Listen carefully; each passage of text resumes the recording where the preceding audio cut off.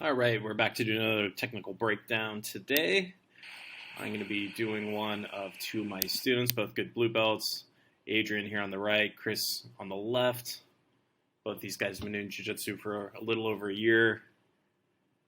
And we're going to break down their sparring match today. So we see them coming in for some grip fight.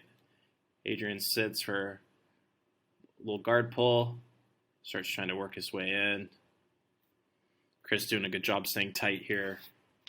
You can see Adrian trying to get that left hook in, playing some single leg Samashi. Just starts looking to take the back here. Doesn't have control of the hips, so Krs manages to spin out.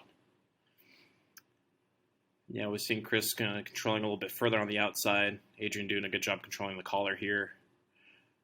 Krs really focusing on pushing this right leg down, trying to step over so he can get some passing going. Adrian doing a good job playing a good mid-range passing position here.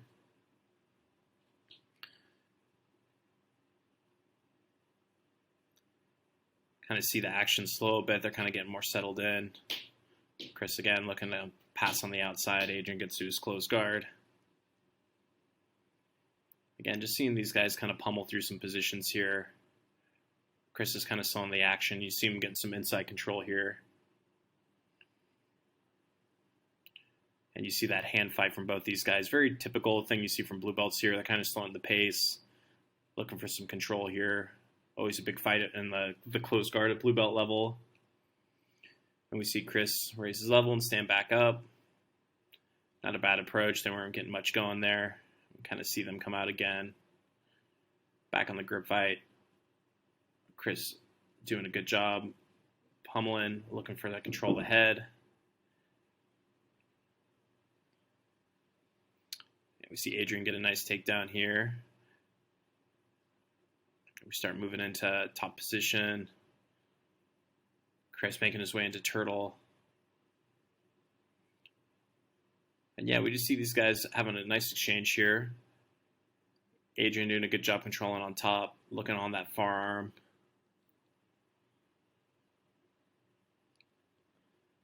Krs doing a good job of controlling the wrist here. Both hands. It's going to give him a little bit more options so he can start his escapes.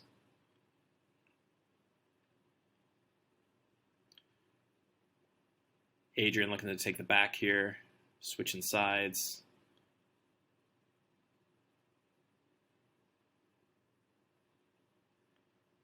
Adrian looking to kind of trap that near side arm, it looks like. Yeah, looking on that crucifix. Krs manages to roll through. This kind of ends up giving him top position by the looks of things. Adrian trying to sit up on his elbow. Krs doing a good job basing, staying on top. Controlling the bottom leg. Adrian still got a nice grip on the lapel here. It's kind of interesting little position these guys are getting stalemated in.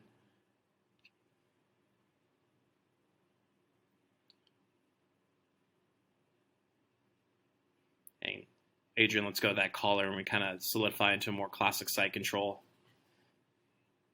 These guys doing a good job here of staying active, keep moving.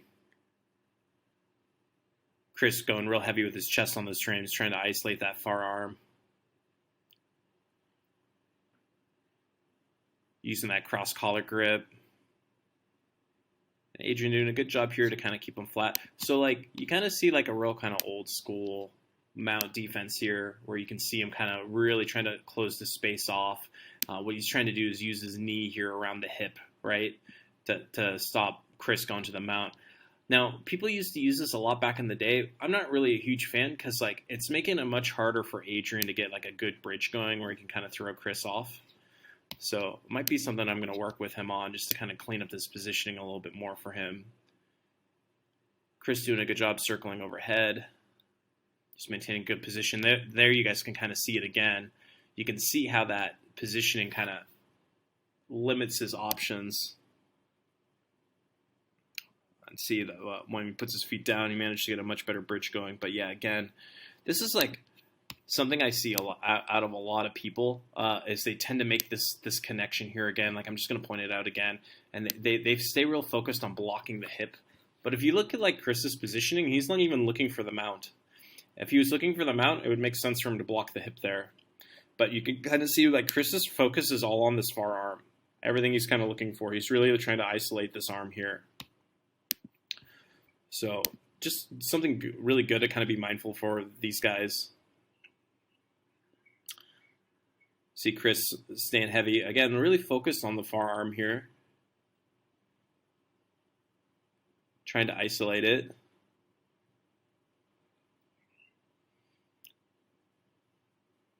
So yeah, here's a nice catch. You see Krs working his way in for the Kimura here. Trying to lock that arm up. He starts looking to step overhead. Adrian's got to either try to bring that arm in front of his body or kind of sit on it, but you're getting a good bend there, and it looks like he tapped. So if we kind of look, some little things that like Adrian could have done different. Let's look at it a little deeper.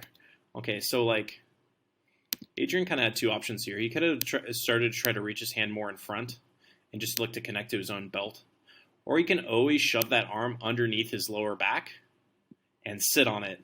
And that would have helped him isolate or keep his arm safe. Krs is just doing a good job of staying heavy here. It looks like Adrian probably tapped a little bit early. I think he kind of saw he wasn't having much opportunity to get out. So playing it safe. These guys go again. So we see him square off again here. Same thing. Gotta clean these guys' takedowns up a little bit more. Yeah, we see Adrian go for Sumigaishi again. So let's look at his Sumigaishi again real quick. So why is this Sumigaishi not panning out for him? Yeah, that was a pretty good spot. Let's go back a little bit more. So we can even see like he's doing a good job on his grip. But you guys can see here, like if we look at Adrian's hips are quite far from Kris's hips. Adrian needs to scoot his whole body more underneath Krs. If he was scooting his butt closer to where his ankle positioning was, his lift would be much better. The other thing too is like you can see here he's still utilizing that cross grip, so that's kind of creating like negative space where it's not helping him get underneath Krs enough. Like the grip over the back should be enough, but he actually wants this grip kind of going to the other side of Kris's head. So he needed to kind of have Kris's head more here underneath his shoulder. And his Sumigaishi would have been much more effective in this position. So just improving his position on his sacrifice throw would be something that would help him. And you can kind of see like Krs managed to sprawl out pretty easy there. And a lot of that had to do with Kris's head positioning. Like Kris's head positioning was in a really good place. He's still in a position where he can kind of kick his legs back a little bit more. And you can even see on Adrian's landing here, like how far away his hips are from Kris's hips. He really needs to get those hips more underneath if he wants to get an effective lift where he can start looking to sweep. But he does manage to get to his closed guard, so not the worst of sacrifice throw gone wrong. Again, Krs doing a great job of controlling the inside here, which is making it a little harder for Adrian to get his offense going. Seeing some nice pummeling from these guys.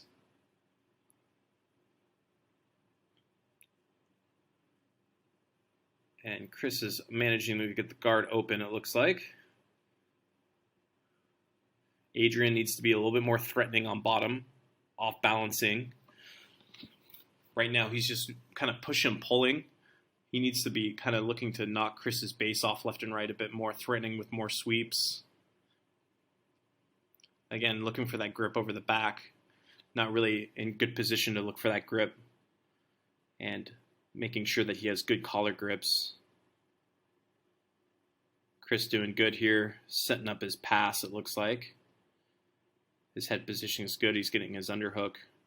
And Krs manages to knee cut there. Doing a good job making his way into side control. So if we go back just a little bit, where did things start going wrong for Adrian?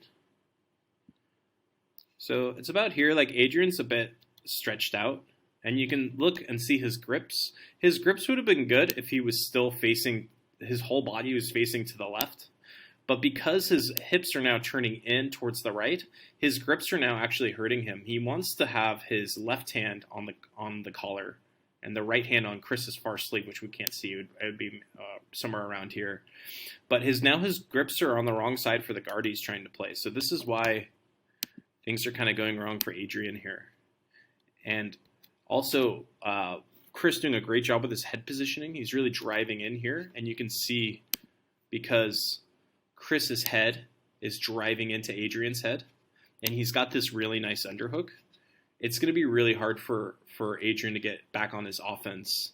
I can see also his half guard positioning could improve. He needs to utilize more of the knee twist hook, so that left leg needs to be hooking the ankle better, and that'd make things a lot harder for Krs to get his knee cut pass going. But Krs did a good job here. He has good positioning, and you can see like Krs doing a really good job of navigating his way through. You can see that he got a little caught up. Actually, like you can see that like Krs has no knees on the mat right now because he's using this top leg effectively to push through the half guard, and this is what's allowing him to get an easy pass here, and he moves into a good side control position. So yeah, these guys doing a good job pinning. Adrian's hand positioning improves, and then you can see that old school mount defense.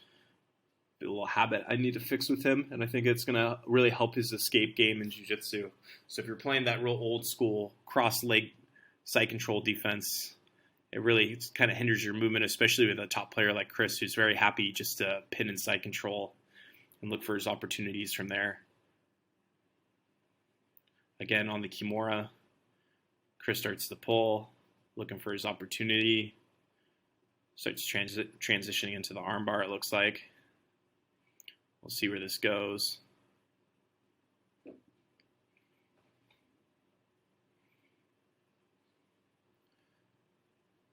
Adrian did a good job kind of going belly down there, trying to move away. Manages to get to turtle. Nice sprawl. And again, Krs just kind of grinding on top here, doing a great job of keeping that top position. He rolls. And just to kind of force him over here and make his way into the back.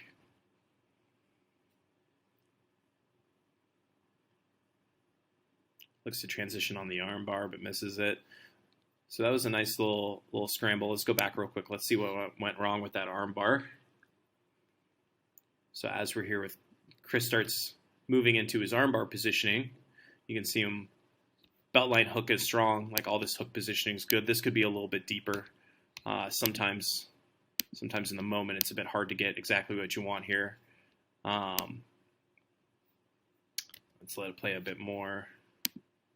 So as it plays over, you can see what happened with Krs is he didn't have the hip mobility to get his hamstring in, so he pummeled this leg. He pummeled this leg in a bit differently, and you can see here that like his hips are now facing the wrong direction because he had to throw this leg over. You can see with his heel position or his foot positioning, right? He would want his heel more driving into Adrian's head where he can push away with his calf and hamstring. But because Krs kind of arced his leg over to get this hook in, he's not getting the block he needs to move into position. So also, Krs wants to turn in to successfully finish this armbar. So let's kind of see what happens here. You can see Krs posting on his shoulder on this side. You can see that post on the shoulder. What Krs wants to do here is tuck his head so he can go into a Granby, and that's what's going to help him. Adrian doing a good job already pummeling this hand off, or the leg off the head, because his hip positioning wasn't quite right. That top hook's not playing its role correctly. So as he comes on top, this is why Krs had a hard time cutting the angle, and you can see he's starting to lose the positioning with his hooks. Like this bottom leg is now popped underneath. His guard is very wide. Although he has very good control of the arm, his legs kind of failed to play their role.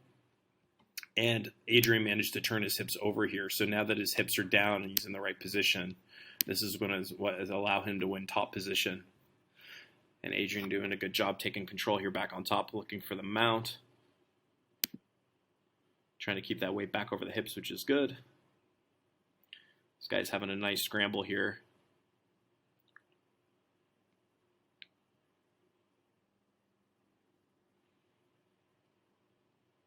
Adrian looks like he's looking on a clock choke. Yeah, really looking for that, to trap that near side arm. He's actually had a good opportunity there to put his hook in for the back with Kris's leg posted wide.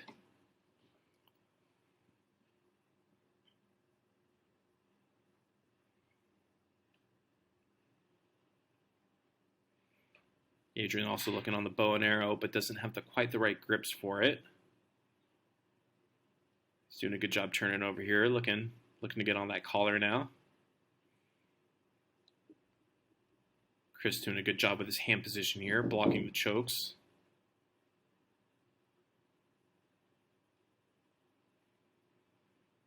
And Adrian loses position and they move back on top.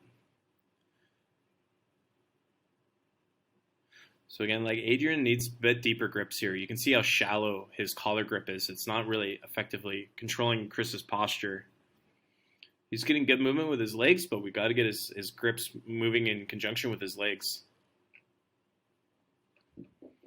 You can see these guys getting tired now. They've been rolling for quite a while. They're almost done. I do a lot of no time limit matches at my gym. I want these guys just working, getting comfortable rolling, no clock. Helps them control their pace a bit better. We see Krs looking to stand, Adrian trying to sweep. Krs keeping a good stance here. Trying to long step over, land in the half guard.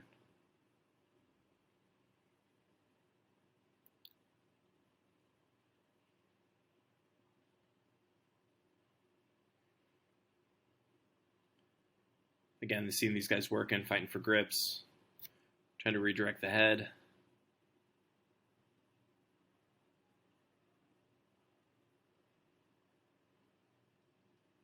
Krs working his knee through the center.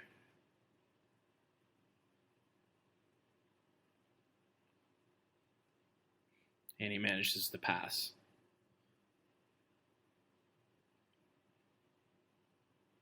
Again, these guys, Krs doing a great job moving forward into the mount, looking on his arm triangle, and we get the tap.